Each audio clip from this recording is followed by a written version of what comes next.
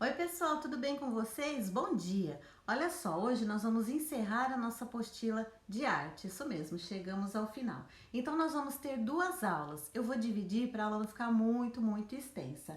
Nós vamos primeiro da página 30 a 34, depois da 35 até a 40, ok? Vamos começar então na página 30.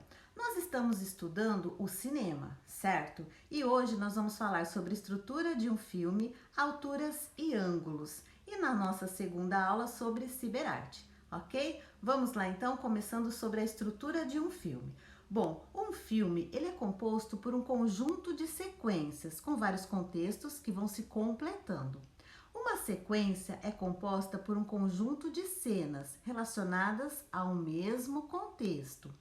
A cena, então, é composta por um conjunto de planos que completam uma ação dramática. Um plano é um conjunto de fotogramas, que é a menor unidade do filme, tá? Então, a unidade mínima do filme é o fotograma, certo? Agora, sobre os enquadramentos, tá? Os enquadramentos são pontos de vistas e recortes que retratam o centro de interesse, resultam da combinação entre planos, alturas e ângulos explorados nas câmeras da filmagem. Os tipos básicos de plano são, eu gostaria que vocês se atentassem mais aos três primeiros, tá? Que depois a gente vai fazer o exercício. Me acompanhem na apostila, por favor. Plano detalhe. O plano detalhe é aquele que enquadra um pormenor da figura ou do objeto. Como vocês podem observar aí, está tudo quadriculado, para vocês entenderem melhor. Aí depois eu tenho o close e o cachorro latindo, Enquadra então a figura humana do ombro para cima. E o primeiro plano enquadra a figura humana do peito para cima. O plano americano então vai enquadrar a figura humana dos joelhos para cima, o principal a figura humana inteira, o médio enquadra a parte de um ambiente com ao menos uma figura de corpo inteiro e o plano geral que vai enquadrar grande parte do cenário ou da paisagem, ele é bem aberto. Seguindo, vamos falar sobre alturas e ângulos de câmera, tá? São determinados então pela posição da câmera em relação àquilo que vai ser filmado. Por exemplo, zenital, a câmera alta direcionada para baixo. Plongé, filma de cima para baixo. Normal está no nível dos olhos da pessoa, certo? Contra-plongé, filma de baixo para cima. E contra-zenital, a câmera baixa, filma de baixo para cima, tá? A câmera subjetiva. Essa câmera é usada como se fosse o olhar do personagem na observação da ação, tá? Observando a ação, ok? Agora eu vou só dar uma passada aqui em alguns movimentos de câmera, só alguns exemplos para vocês entenderem. Nós temos a panorâmica, zoom in ou zoom out, ok? Então vamos lá. A primeira, que é a panorâmica, a câmera se move em torno do seu próprio eixo e vai fazendo um movimento giratório, tá? Zoom in é a aproximação do objeto, é o fechamento do plano. E depois eu tenho o afastamento do objeto, que é a abertura do plano. Tranquilo até aí? Mais ou menos, né, pessoal? Não precisa decorar, a não ser que vocês queiram estudar cinema um dia. Decupagem agora. É a descrição técnica e detalhada de sequências, de cenas, de planos, de ângulos e de movimentos de câmera. Por exemplo, veja por favor um exemplo. Esse exemplo aqui está falando sobre o filme A Velha Fiar, que vocês já devem ter ouvido o professor Gilberto contar 1 milhão de vezes. Mas vamos lá. Nós temos a primeira sequência, sequência 1, que é a velha afiar. Depois eu tenho a cena 1, a velha afiando a lã, certo? Em uma roca. Na 2, a aranha na mosca, certo? E a última, a velha afiar. Bom, na primeira cena eu tenho um plano que é o principal e o movimento, né, de câmera é o zoom in. Depois, na 2, que é a aranha na mosca, eu vou ter o plano em detalhe. Vai ser usado o plongé na aranha e na mosca. E o plano geral, que é a velha afiar, eu vou ter o ângulo contra-plongé na velha afiar, que é o plano geral. Certo, pessoal? Mais um pedacinho, estamos terminando.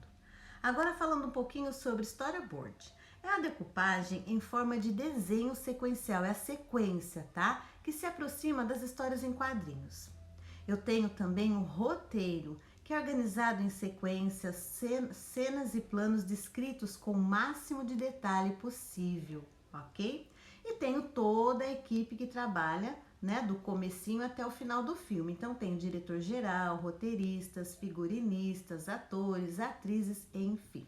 Vamos fazer os nossos exercícios? Ó, esse primeiro aqui tá bem legal. Para não falar, tia Rê, tem que fazer pintar, não precisa. Eu preciso só que vocês façam, então, o esboço aqui na página 32, certo? Então, vamos lá. Na primeira cena, eu preciso que vocês façam a velha afiando lã em uma roca. Precisa ser no plano principal, ok? Estão lembrados o que é o plano principal, pessoal? Vamos lá? O plano principal é aquele que enquadra a figura inteira, certo? Depois, na segunda cena, eu preciso do detalhe da aranha na mosca, certo? E por último, o close na velha afiar.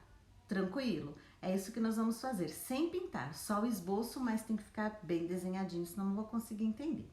Para encerrar essa nossa aula, a gente vai falar um pouquinho aqui, ó, ampliação dos saberes. Nós vamos falar de Limite, uma obra-prima do cinema nacional. Então, nós vamos conhecer alguns personagens e fatos marcantes sobre a origem do cinema aqui no Brasil. Vista da Baía de Guanabara é considerado o primeiro filme feito no Brasil, realizado por Afonso Segreto no ano de 1898. O seu irmão Pascoal Segreto fundou no Rio de Janeiro a primeira sala de cinema do Brasil. Deixa eu só pôr aqui, certo? E Luiz de Barros finalizou em 1929. Acabaram-se os Otários, o primeiro filme sonorizado brasileiro, ou seja, que tinha som, né? Ganga Bruta é um filme dirigido por Humberto Mauro e de sofisticadíssima elaboração na linguagem audiovisual.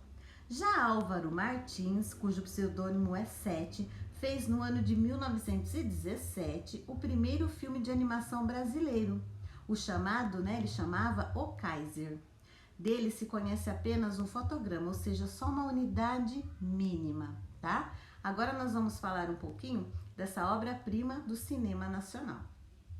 Mário Peixoto, deixa eu só ver aqui, gente. Mário Peixoto concluiu um único filme na sua trajetória toda. Só fez um filme, que é considerado um dos mais importantes longas-metragens na história do cinema brasileiro, Limite. No ano foi 1931. Mudo e em preto e branco, como a maioria dos filmes daquela época, ele foi de enorme ousadia na direção das cenas e sequências e no uso inovador de ângulos em plongé e de plano, detalhe, plano geral e em panorâmica também. Esse filme possibilita que cada um remonte-o em sua cabeça como preferir, de modo que não se deve ficar preso a uma narrativa, pois ela não é linear e representa apenas alguns flashbacks, ou seja, algumas sequências como memórias do passado. Isso levou o público a recebê-lo meio mal, quando ele esteve em cartaz, pois a gente sempre espera um filme que tenha começo, meio e fim, e não foi o caso do filme Limite, esse longa, ok? Amores da minha vida, a nossa aula, a primeira aula encerra agora e eu vou fazer o segundo vídeo com a nossa próxima aula. Esperem só um minuto, tá?